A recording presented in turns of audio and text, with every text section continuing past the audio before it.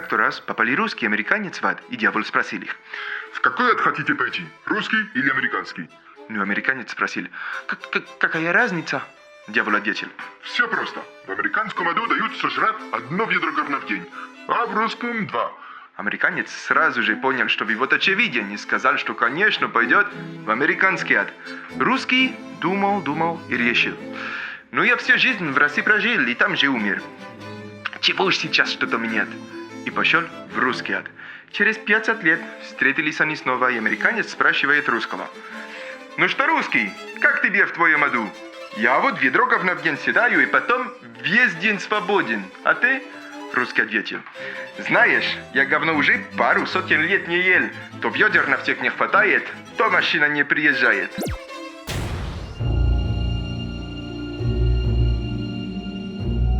Si t'as déjà vu cette image, il y a de grandes chances pour que tu t'en souviennes. À gauche, on a l'égalité, où tout le monde reçoit le même soutien, ici représenté par une caisse en bois.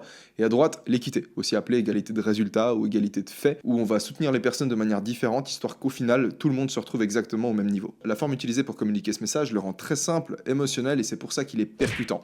Sur l'image, l'équité, contrairement à l'égalité, permet à l'enfant de faire croquer la pomme. Et posé comme ça, tu te places dans une situation délicate si tu cherches à remettre l'équité en question. Maintenant, moi je veux que tu utilises tout ton esprit critique et que tu me dises, après avoir regardé l'image attentivement, si tu remarques pas quelque chose qui cloche. Je te laisse 5 secondes.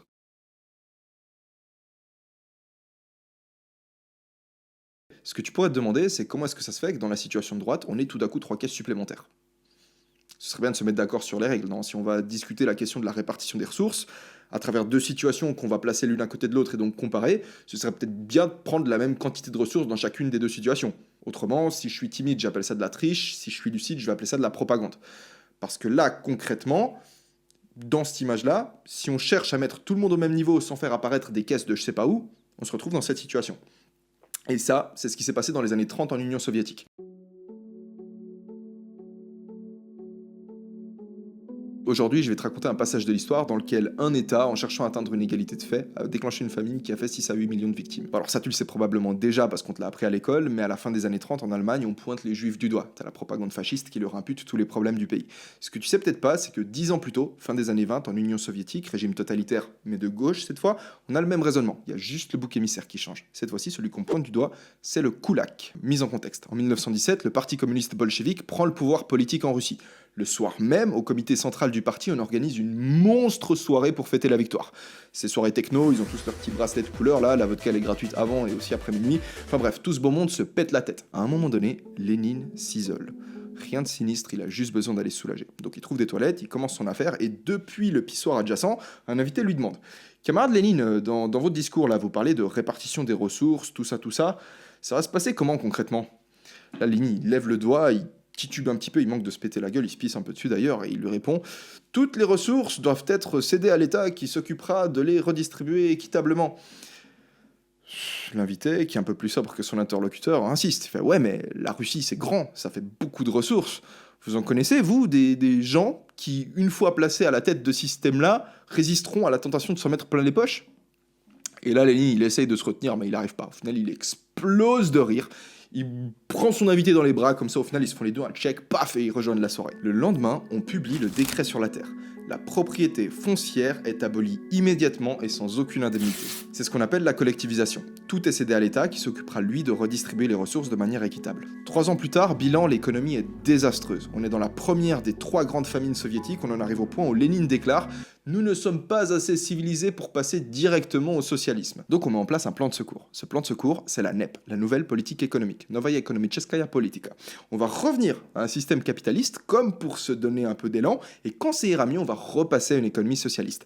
C'est marrant de se dire que Lénine, qui a ramené les idées de Marx et d'Engels à Moscou, il se retrouve à devoir reconnaître par l'acte que pour sortir de la pauvreté, il a rien de mieux à proposer que le capitalisme. L'année suivante, en 1922, dans une campagne ukrainienne, Sacha, un paysan de 23 ans, travaille d'arrache-pied. À la fin de ses journées, au lieu d'aller se mettre des races avec Sergueï et les autres au bistrot du coin, il rentre chez lui et il va essayer de trouver des moyens d'améliorer le rendement de son exploitation. En conséquence, les années 1925, 1926 et 1927, il enchaîne des super récoltes, au point où il en arrive même à embaucher les 2 enfants de sa voisine. Misha, 11 ans, et Anastasia, 9 ans.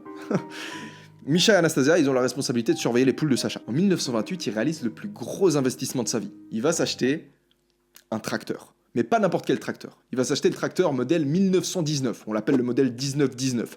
Parfois, il tapait même des petites accélérations dans le village pour attirer l'attention de Milena. Avec le temps, Sergueï se met à le jalouser. Son exploitation à lui fonctionne mal, et ça lui fout le seum de voir Sacha offrir des tours de tracteur à la belle Milena. En fait, ce qui se passe, c'est qu'en 1927, les résultats de cette nouvelle politique économique se font ressentir. Tout va beaucoup mieux. Dans les campagnes, on a des gens qui commencent à posséder quelques vaches, des outils, et qui arrivent même à employer quelques-uns de leurs voisins. En 1929, Staline, qui dans l'intervalle a pris le pouvoir, considère que son pays est désormais assez fort pour passer au socialisme. Se doutant bien que des mecs comme Sacha risquent de s'opposer à l'expropriation de leurs terres, il annonce la liquidation des éléments capitalistes des villages et commence à monter des campagnes de propagande pour monter la population contre les koulaks. Koulak, c'est un terme péjoratif qui désigne le paysan qui s'en sort un peu mieux que les autres. Au final, ont été qualifiés de koulaks tous ceux qui s'opposaient à la collectivisation. Rapidement, ce qui s'est passé, c'est que des groupes d'intellectuels communistes, appuyés par de la pègre et des membres du parti, sont formés puis envoyés dans les villages pour laver le cerveau des gens et entamer ce qu'on appelle, j'allais dire la pollinisation, entamer ce qu'on appelle la dékoulakisation. Un de ces groupes arrive dans le village de Sacha, s'approche de Sergueï qui est en train de comater sur un banc et lui explique qu'en réalité, il n'est pas responsable de tout ce qui lui est en train de l'arriver, que c'est lui la victime dans tout ça, que si son exploitation va mal, que s'il se retrouve à devoir voler de l'essence de tracteur pour pouvoir continuer à se mettre des mines parce qu'il a plus un rond, c'est à cause de Sacha et des autres koulaks. C'est eux qui ont opprimé le reste de la population pour arriver là où ils en sont aujourd'hui. Et là, t'as le discours classique qui précède un génocide. On va s'adresser à un groupe de la population, leur expliquer que c'est eux les victimes, que l'autre groupe les opprime. C'est ce qui s'est passé pendant le génocide rwandais, par exemple. Je sais pas si vous connaissez, mais du coup, 800 000 à 1 200 000 ou 1 million, je sais plus, de morts en l'espace de 3 mois à la machette. Je sais pas si vous avez entendu parler de ce génocide, c'était en 1994. Genre, moi, j'étais né. Enfin, si vous voulez que je vous en parle, vous me le dites dans les commentaires. Quoi qu'il en soit, Sergueï et des mecs comme lui sont rapidement séduits par la narrative et des affrontements éclatent dans les campagnes. T'as deux camps qui s'opposent. D'un côté, ceux qui veulent dégager les koulaks, et de l'autre, ceux qui comprennent que si ces gens-là produisent un peu plus que les autres, c'est parce qu'ils ont des compétences et qu'au final, il se trouve que c'est eux qui vendent les légumes au reste du village et qu'ils emploient même certaines autres personnes, donc qui créent de l'emploi. Enfin bref, qu'on a besoin d'eux. Au final, Sacha, Milena et les deux petits là, Misha et Anastasia, j'oublie leur nom, se retrouvent entassés dans un train avec d'autres paysans, tous labellisés Koulak, direction la Sibérie et des camps de travail. Dans son livre Les génocides de Staline, l'historien Norman Nemark, spécialiste de la période soviétique à l'université de Stanford, énonce qu'entre 1929 et 1932, on condamne plus de 20 000 paysans à mort et on en déporte 10 millions. Mais c'est pas fini. Dans ses manœuvres pour instaurer une égalité de fait, le régime soviétique a non seulement éliminé tous ceux dont les compétences bénéficiaient au reste de la population, mais a aussi envoyé un message clair à tous les autres. Ne cherche surtout pas à en faire plus que les autres. De là vient la célèbre réplique d'un Russe pendant la période soviétique: « Il faisait semblant de nous payer, nous faisions semblant de travailler. » Je sais pas comment on dit le en russe. Работать, c'est travailler. Toute la production agricole doit maintenant être chargée dans des camions et cédée à des dirigeants fondamentalement sains pour qu'ils la redistribuent de manière équitable. La loi garantissait la peine de mort par balle dans la tête à tous ceux qui allaient récupérer les grains qui étaient tombés des camions et qui revenaient dans les champs après la fenaison pour voir s'il restait pas quelque chose à manger. Entre 1932 et 1933, droit derrière la déportation des koulaks, les productions chutent et 6 à 8 millions de personnes meurent de faim dans les campagnes soviétiques. Le nombre de cas de cannibalisme reportés est tel que le régime en vient à rappeler à ses citoyens à travers des affiches que de manger son enfant est un acte barbare. Mais il faut que la vérité éclate. Un jour, alors que je volais du charbon dans un wagon, ils ont arrêté une femme. Elle transportait une valise qui contenait un enfant taillé en morceaux.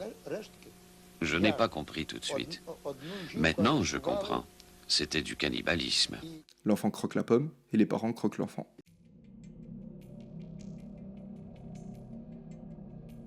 Pour instaurer l'équité, un 50-50, il faut drastiquement restreindre les libertés individuelles et donner plus de pouvoir à l'État.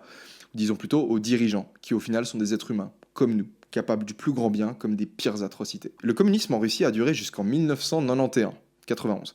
Donc au final, l'État a quand même trouvé une solution pour nourrir sa population malgré son système foireux de ferme collective. C'est-à-dire qu'on n'était pas dans cette situation, mais bel et bien dans celle-là. Dans la prochaine vidéo, on va répondre à cette question. Comment le régime communiste a-t-il fait pour sortir 3 caisses supplémentaires? Et pour ça, on va s'appuyer du prix Nobel de littérature 1970, L'archipel du Goulag par Alexandre Solzhenitsyn, dont je vous ai déjà parlé sur Instagram, que vous allez adorer.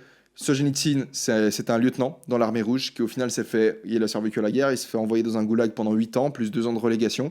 Et au final, il a dû se cacher pour écrire son livre. Il a enterré des parties de son livre dans différents petits jardins, dans des forêts, dans des différents appartements. Et il a réussi finalement à faire sortir le livre de l'Union soviétique de manière clandestine. C'est une histoire de dingue, tu vas adorer ça, ça va être génial. Tant qu'on y est, vu que t'es encore là, j'imagine que la vidéo t'a pas laissé indifférent. Pense à me laisser un like ou un dislike selon ton truc, tu vois. On se retrouve pour, du coup, la prochaine. Je sais pas si, du coup, je vais directement ressortir celle-là. J'ai mes réseaux sociaux qui vont s'afficher juste après. Toujours 33 à 45% de réduction avec MyProtein. Oh putain, l'introduction, je l'ai faite trop vite en vrai. Enfin, la transition, je veux dire. Je suis repassé de oui, alors, non, ce Gélinci, ouais, MyProtein. Non, mais en vrai, voilà, jolis habits, tac, tac. Casquette aussi MyProtein. Et puis, ouais, je crois que c'est tout. Du coup, on se retrouve à la prochaine. Et à bientôt.